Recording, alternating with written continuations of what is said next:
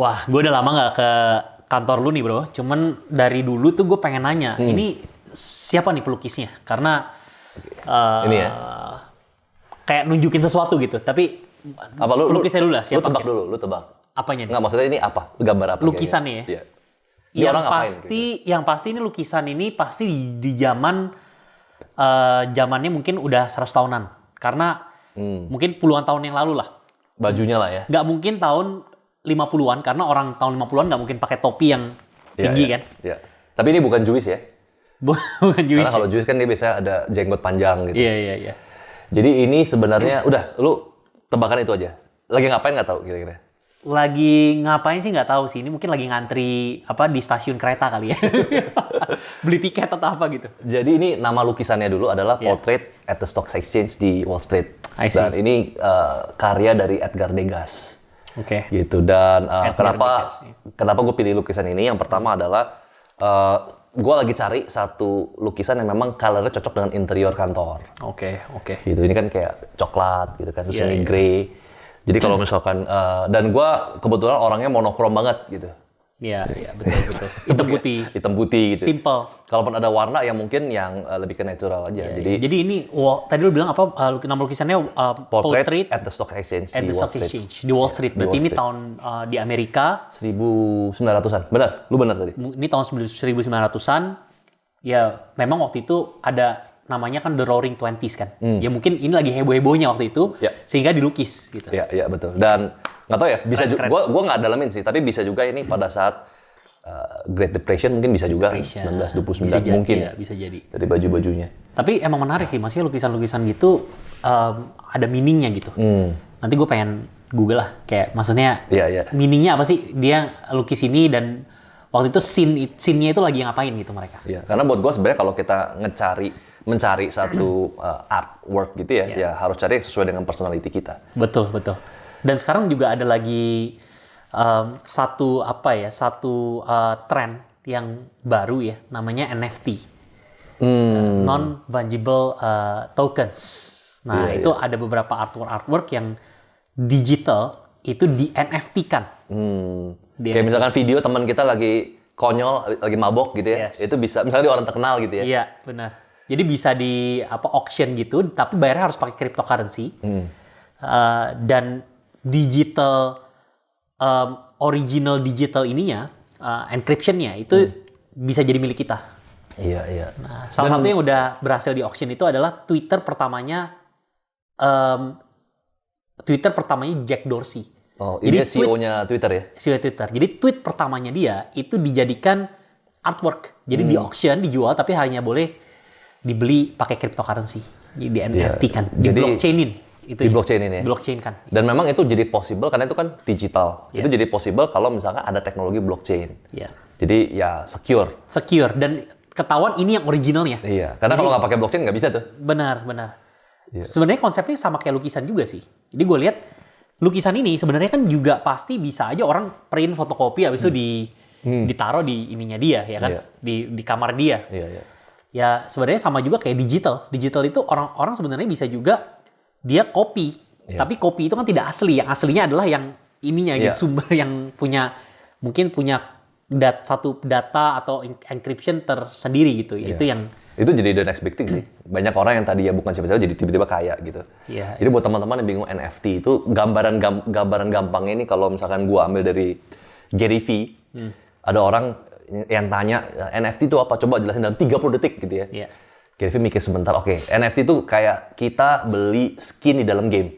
Skin di dalam game. Ya, kurang lebih lah, Iya, lebih. iya, Jadi iya, kayak iya. misalkan Make sense. kita beli baju, beli skin di dalam game kan itu kita keluar uang. Keluar uang juga. Uangnya pakai koin. Yes. Yang koin itu sebenarnya ada nilainya. Nilainya hanya bernilai buat orang-orang yang suka sama game tersebut. Yes, Nah, kalau orang yang suka banget kadang-kadang bahkan bisa langsung shortcut tukar koin tersebut dengan uang beneran. Cuma walaupun NFT beda dengan itu, tapi kurang lebih gambarannya nilai. Kenapa kok bisa ada value seperti itu ya?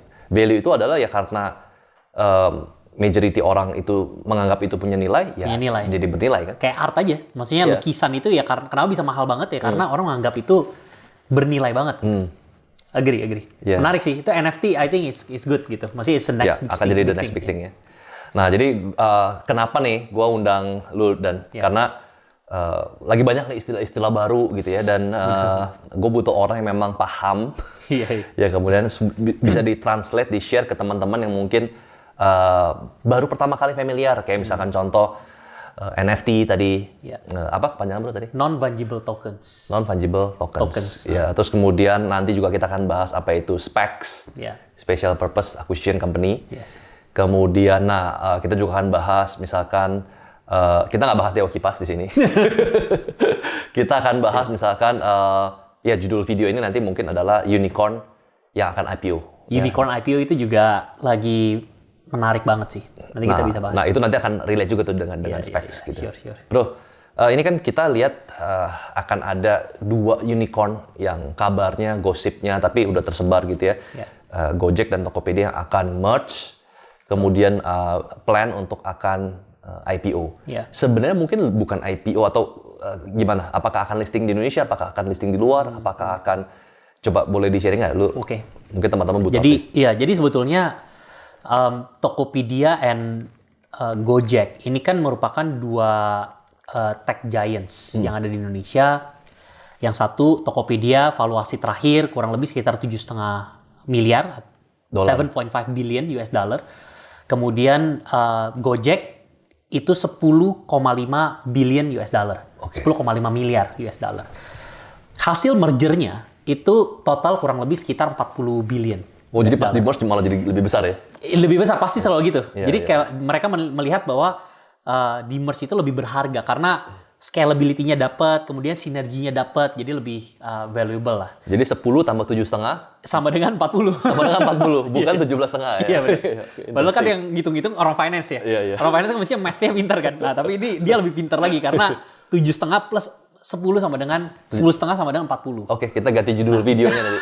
Jadi judul video adalah 10 tambah 7,5 sama dengan 40.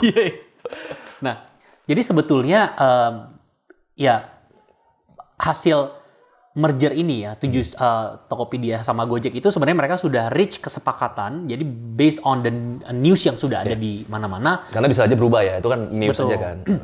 Mereka sudah reach kesepakatan, itu sudah menandatangani yang namanya CSPA. Ya, CSPA. Apa tuh CSPA? Conditional Share Purchase Agreement. Nah, itu kurang lebih sama, konsepnya sama atau mirip dengan PPJB. Jadi kalau kita beli tanah, kita ada PPJB dulu sebelum AJB. Nah, PPJB itu adalah CSPA ini, conditional. Jadi ada kondisinya. Kondisi-kondisi ini harus terpenuhi dulu, baru bisa terjadi yang namanya SPA atau Share Purchase Agreement-nya. Baru merger ini bisa komplit gitu. Nah, kebetulan gue sendiri dulu pernah terlibat juga ditunjuk jadi project coordinator untuk satu merger deal antara public listed hospital dengan private hospital. Jadi public dengan private. Dengan private. Jadi memang itu prosesnya itu memakan waktu yang cukup panjang karena harus ada kesepakatan nilai dulu. Artinya yang perusahaan A dinilai berapa, yang perusahaan B dinilai berapa. Setelah dua-duanya sepakat baru bisa merge. Nah, dalam hal ini sudah terjadi kesepakatan nilai. Akhirnya pada saat di merge 60% di entity yang di merge itu yang surviving ya. Jadi kalau merger itu ada namanya surviving entity, ada namanya yang entity yang leading. Di entity yang itu menjadi deceased atau mati. Jadi ada yang surviving entity itu yang bertahan. Ada satu entity yang memang itu dimatikan. Itu merger konsepnya. Beda dengan akuisisi. Kalau akuisisi kedua entity itu akan tetap ada sama-sama. Nah, jadi proses pertama adalah kesepakatan nilai, itu yang paling penting. Karena nilai itu yang menentukan apakah IPO ini merger ini mau jalan atau enggak. Nah, kesepakatan nilai sudah ada, kira-kira 60% di entity yang surviving ini 60% akan dimiliki oleh shareholders-nya Gojek. Semua shareholder Gojek akan memiliki 60%. 40% itu akan dimiliki oleh semua shareholders-nya Tokopedia. Itu based on news yang beredar lah. Based on news yang beredar. Dan karena bisa aja berubah ya. Betul. Dan mungkin udah ada, kan newsnya udah bilang bahwa sudah tanda tangan CSPA. Jadi mungkin udah ada gosip-gosipnya segala macam. Tapi biasanya CSPA itu sifatnya highly confidential. Jadi nggak mungkin bisa tahu ya. Kalaupun leak pun ya mungkin itu ada gosip-gosip aja ya. Bisa aja berubah kan dari A, B, C, gosipnya udah berubah. Benar. Nah kemudian proses selanjutnya biasanya akan masuk ke dalam proses due diligence. Nah, due diligence itu juga makan waktu yang sangat panjang karena dia ngecek semua dokumennya. Dari legal, tax, kemudian financial accounting-nya. Baru proses selanjutnya, tanda tangan si SPA, baru setelah itu memenuhi kondisi-kondisinya. Biasanya ada, setelah due diligence itu akan ada kondisi-kondisi tertentu yang harus dipenuhi sebelum merger ini efektif. Contohnya misalkan, ternyata ada license yang kelupaan nih, dipenuhin sama dia. Nah, itu harus dipenuhi dulu license-nya baru bisa. Contohnya misalkan harus persetujuan semua shareholders tanda tangan. Itu salah satu kondisinya. Misalkan ada satu shareholders yang mungkin belum mungkin perlu dibujuk dulu atau lagi di luar negeri atau apa. Nah, itu pasti ada proses yang itu bisa makan waktu berapa lama tuh? 6 bulan? Typically biasanya kalau due diligence itu sendiri ya, itu biasanya sekitar 6 bulan. 6 bulan sampai mungkin bisa lebih kalau misalkan dokumentasinya itu, file-filenya itu nggak lengkap. Tapi kalau documentation-nya lengkap, ya itu mestinya cepet sih. Bisa 3 bulan sampai 6 bulan. Jadi memang mereka proses pasti udah beberapa bulan lalu dan dengar-dengar memang dari news yang beredar November ini kan? Iya, mudah-mudahan November ini udah mergernya itu sudah efektif gitu ya. Dan itu akan listing di Indonesia berarti atau memang dual listing gitu? Kelihatannya akan dual listing sih. Harusnya dual listing karena dengan valuasi yang sebesar itu, karena kan ini merger aja 40 billion. Kemungkinan nanti pada saat listing itu akan lebih tinggi lagi nilainya. Karena kan mereka akan tinggal berapa kali book value gitu ya? Ya, mereka akan mengconsider adanya istilahnya tuh kalau misalkan private ya, itu valuasi perusahaan-perusahaan private itu biasanya mereka ada discount. Namanya discount on lack of marketability. Karena mereka shares-nya itu tidak marketable, artinya tidak bisa liquid. Valuasinya itu nggak bisa gede. Berapa discount? Pasti biasa di discount. Nah, diskon yang bisa dipakai itu biasanya 20% sampai 40%. Tergantung daripada industrinya ya. Nah, karena kalau industrinya makin dicari, biasanya diskonnya makin kecil. Tapi kalau industrinya agak-agak susah-susah banget, ya itu diskonnya makin tinggi. Nah, berarti kalau pada saat mau IPO, ya itu pasti akan nilainya makin tambah gede. Karena 40 billion ini asumsinya itu asumsi diskon. Iya. Kan? Jadi ya tinggal dikali 20-40% gitu ya? Iya, tinggal bukan di diskon, tapi kebalikannya pada diskon. Jadi dibagi 80% lah. Misalkan 40 billion dibagi 80%. Ya.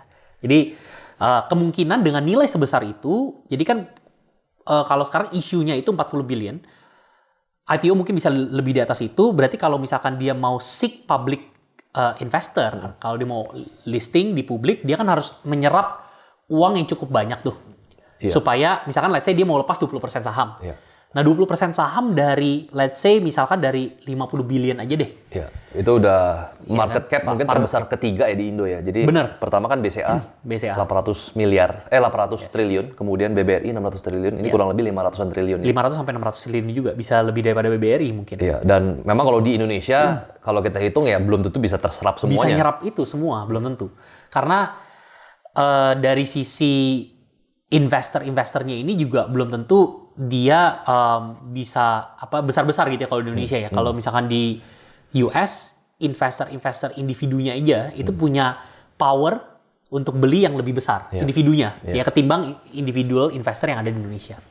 Jadi kemungkinan besar itu akan ada dual listing sih. Dan bahkan kalau kita lihat memang Tokopedia dan Gojek ini nanti akan menggunakan yang namanya satu special purpose acquisition company, yaitu disebut dengan SPACs gitu ya. Ini isunya, tapi belum pasti ya. Belum tuh pasti benar. Ada dua cara. Yang pertama IPO biasa. Yang kedua menggunakan SPAC itu, special purpose. Bedanya apa dan untung ruginya apa kalau pakai SPACs? Kalau pakai SPAC itu untungnya adalah dia nggak perlu. Jadi mungkin sedikit penjelasan boleh, juga ke SPACs itu apa gitu ya? Ke teman-teman yang lagi nonton. SPAC itu adalah singkatan dari Special Purpose Acquisition Company. Nah, kalau di Indonesia, mungkin bagi teman-teman yang nonton udah pernah sering dengar istilah namanya backdoor listing. Jadi ada satu perusahaan yang sudah publicly listed, cuman perusahaan ini perusahaan yang dormant. Artinya dia tidak punya aktivitas apa-apa di dalam ini. Hanya holding ya mungkin ya? hanya holding atau ya perusahaan yang memang kosong aja. Dia tidak ada aktivitas jual beli barang jasa atau apapun itulah. Dia tidak ada salesnya. Nah, di perusahaan ini ya yang kosong ini, investor-investor yang punya nama yang besar, contoh kayak misalkan Bill Ackman, ya. Contoh lagi misalkan ada satu julukannya adalah Spec Jesus, namanya namanya Camat ya. Yang Bill Ackman aja itu nanti mungkin next video gue mau dengerin tuh soal Bill Ackman. Jadi itu juga menarik. Ya. Itu menarik banget, tapi nggak apa-apa, next dulu ya. Jadi ya ada satu yang namanya Spec Jesus. Jadi dia itu yang orang pertama yang mempopulerkan istilah spec ini.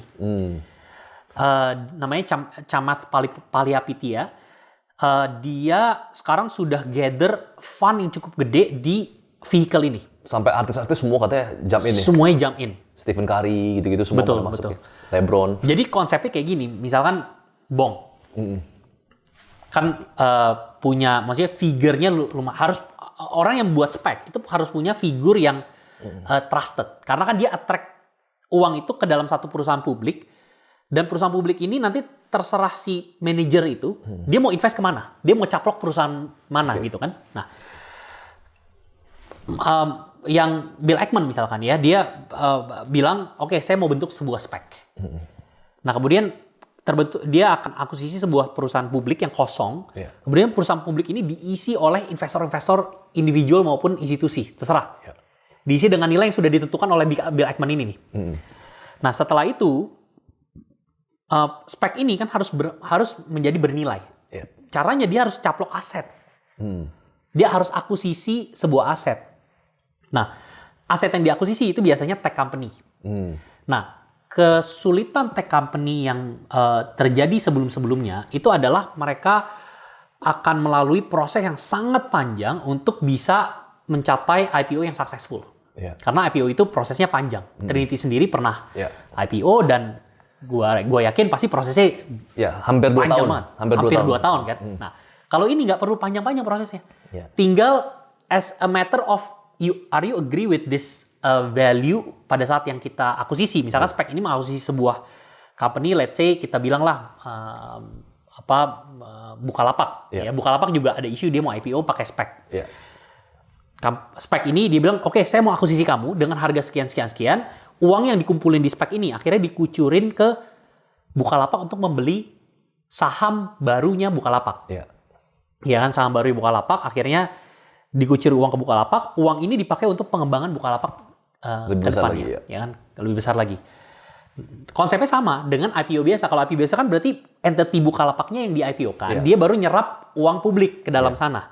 Nah, bedanya ini kebalikannya. Dia serap uang publik dulu, baru dia cari targetnya siapa. Company-nya.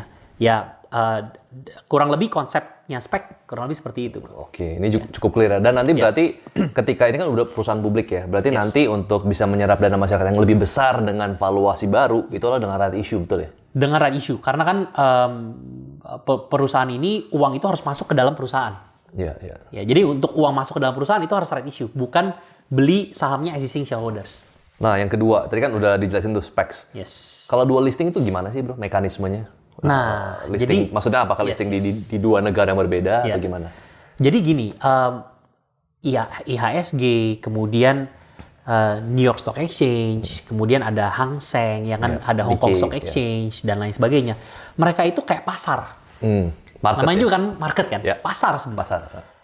Kita tinggal, nah saham itu adalah produknya. Jadi sama aja kayak gini, gue punya kopi sasetan.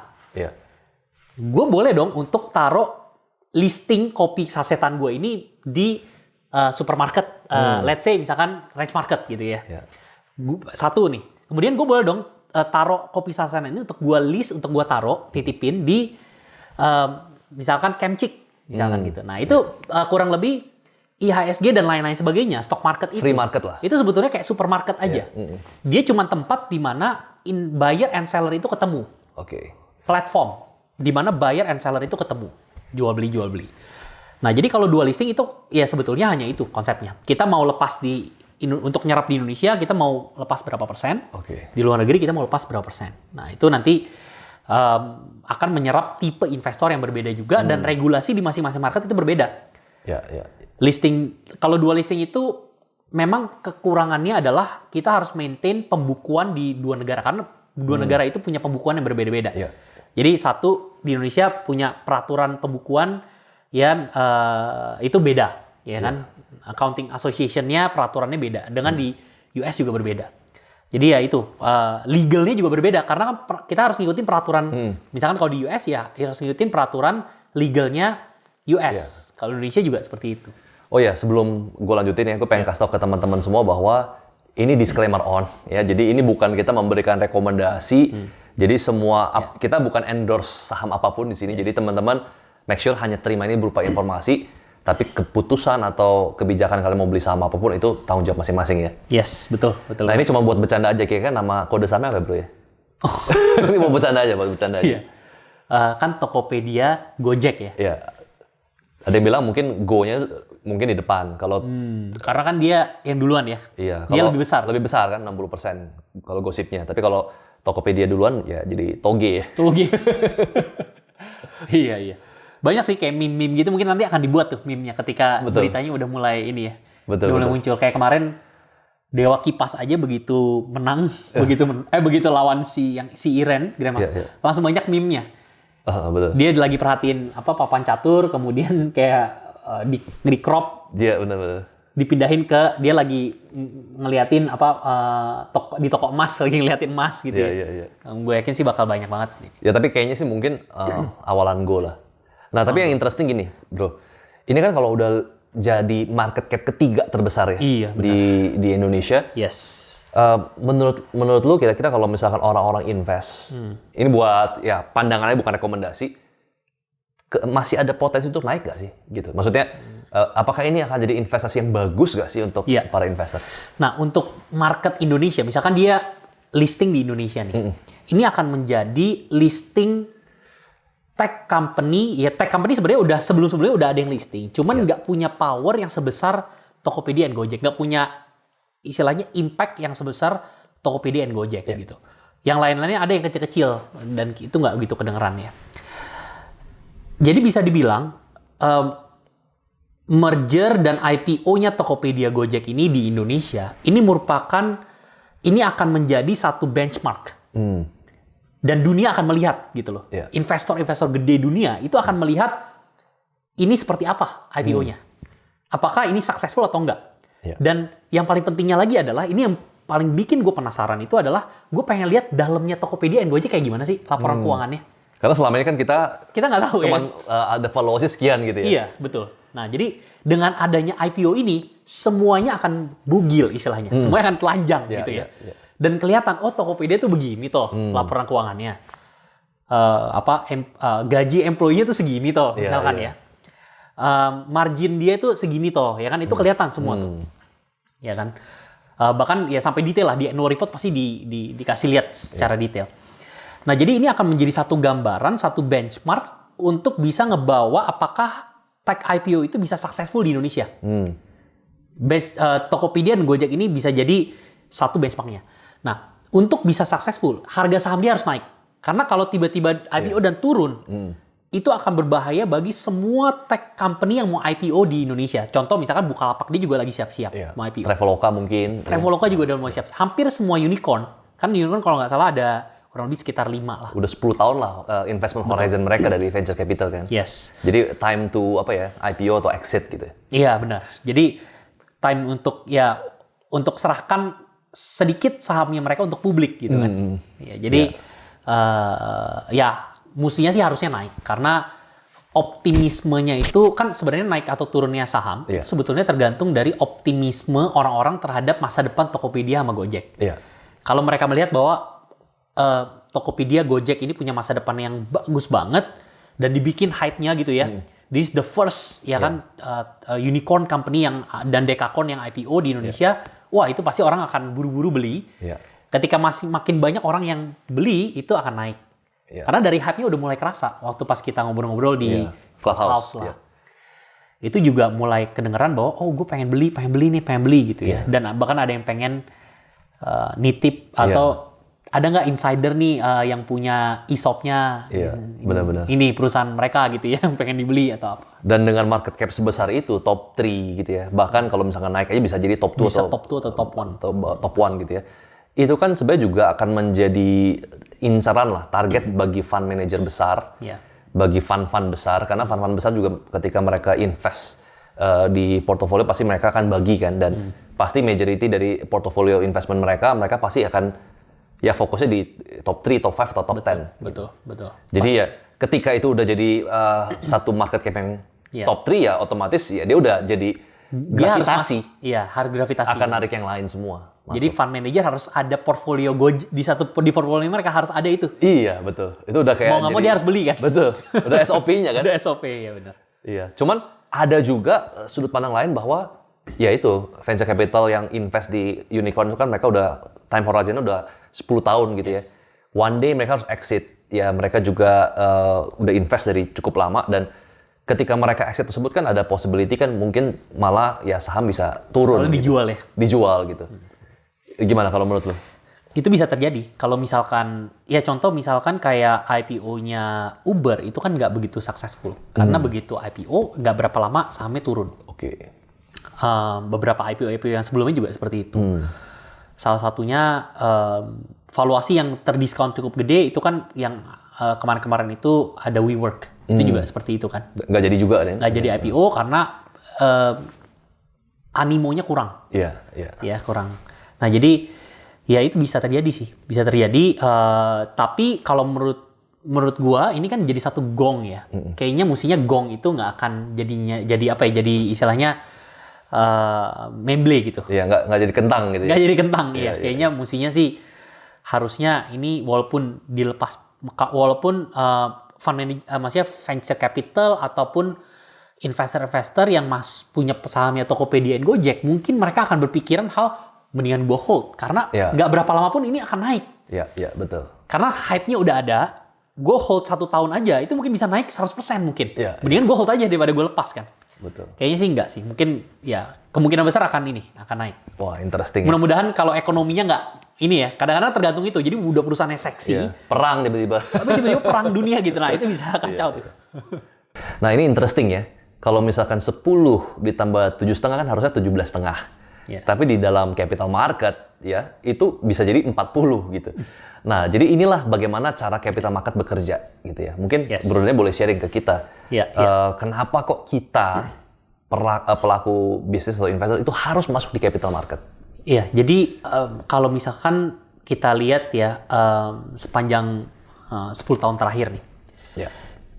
Untuk sebagai gambarannya, ekonomi dunia ini sebetulnya bisa dibagi menjadi 2 grup yang besar. Grup pertama itu adalah grup yang saya namakan the real economy. Ya.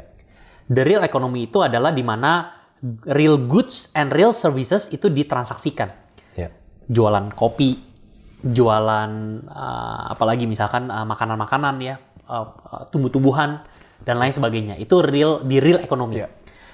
Ada satu lagi grup itu namanya capital market. Nah, capital market itu sebuah market ya di mana paper investment itu ditransaksikan. Nah, selama 10 tahun terakhir ya mungkin untuk lebih jelasnya lagi paper investment itu maksudnya seperti apa? Seperti saham. Itu kan paper sebetulnya. Bonds ya. Bonds itu kan juga paper, Yeah. tapi transaksinya di sana, ya kan ditransaksiin. Contracts itu juga kayak opsi itu kan sebetulnya semua paper, ya. Nah, jadi selama 10 tahun terakhir aja nih, nggak perlu lama-lama deh, karena kalau lama-lama itu makin perbedaannya makin jauh lagi. Selama 10 tahun terakhir aja dari 2008 sampai 2019. 19, oke. 2008 sampai 2019. Kalau kita bandingkan antara growth daripada real economy dengan growth daripada capital market, itu bedanya bisa sangat jauh. Gua ambil contoh, misalkan contoh real economy itu representasinya sebetulnya adalah GDP. Karena GDP itu mereka menghitung real transaction daripada goods and services yang ditradingkan, yang diperjualbelikan, ya kan? Ada consumer, ada investment, ada government spending, dan juga ekspor sama import. Jadi betul-betul real goods and services yang di-purchase oleh masing-masing pelaku ekonomi. Representasinya itu adalah GDP. Nah, gue ambil misalkan GDP US saja. Ya. GDP US dari 2008 sampai 2019 itu bertumbuh kurang lebih 46%. Oke. 46% tuh. Berarti 4,6% setahun lah rata-rata ya kurang lebih ya. Kalau compounding lebih kecil. Lebih kecil ya. Nah, kemudian kalau kita bandingkan dengan salah satu cuplikan aset kelas yang ada di capital market. Salah satu cuplikannya gue ambil nih, misalkan contoh kayak Nasdaq. Nasdaq itu satu indeks kumpulan perusahaan-perusahaan teknologi dan lain sebagainya itu ada di sana. Nasdaq dari tahun 2008 sampai 2019 itu bertumbuh 469%. Oke, hampir 10 kali lipat ya? Hampir 10 kali lipatnya. Nah, jadi kalau kita punya, let's say punya uang ya, kita taruh di real ekonomi dengan uang yang kita taruh di capital market, cuplikannya misalkan Nasdaq, itu pertumbuhannya bisa 10 kali lipat. Itu kalau yang di stock market ya. Nah, gue ambil satu cuplikan lagi yaitu di private company. Itu juga capital market, part of the capital market. Gue ambil contoh misalkan Airbnb. Valuasi Airbnb ini by the way dia baru IPO tahun lalu. Ya. Valuasi Airbnb di tahun 2008. Kenapa Airbnb? Karena Airbnb itu lahirnya tahun 2008. Jadi pas lah kalau kita ngelihat nih ya. Airbnb 2008 berarti masih nol ya nilainya. 2008 sampai dengan 2019. Valuasinya itu 1,21 juta persen naiknya. Persentase. Jadi 1,21 juta persen. Persen ya, bukan kali lipat ya? Bukan kali lipat ya. Jadi persentase kenaikan adalah 1,21 juta persen. Bayangkan early investornya Airbnb, dia yang punya saham di sana, itu kenaikannya akan menjadi gila banget sekarang gitu. Wealth-nya dia akan berlipat-lipat ganda makin besar. Nah, ini sebetulnya kenapa the top 0.1% itu mereka ya semakin mereka akan tetap ada di sana gitu. Karena mereka memainkan game-game seperti itu. Di mana mereka melipat gandakan kekayaan mereka tidak seperti mereka melakukan hal-hal yang tidak dilakukan oleh the rest of the 99.9%. Mereka masuk ke dalam perusahaan-perusahaan yang punya prospek yang bagus, tech company yang punya prospek bagus. Early mereka masuk, early investornya ke Gojek, early investor Tokopedia, mereka punya uang, mereka punya connection, mereka kenal, mereka masuk bareng-bareng bawa investor-investor yang lain. Setelah itu harus of course Tokopedia Gojek harus perform dong, ya kan? Nah, setelah itu begitu perform nilai perusahaan itu menjadi meledak. Dan akhirnya kekayaan mereka juga akhirnya menjadi meledak juga ikut dengan aset-aset yang mereka investasikan.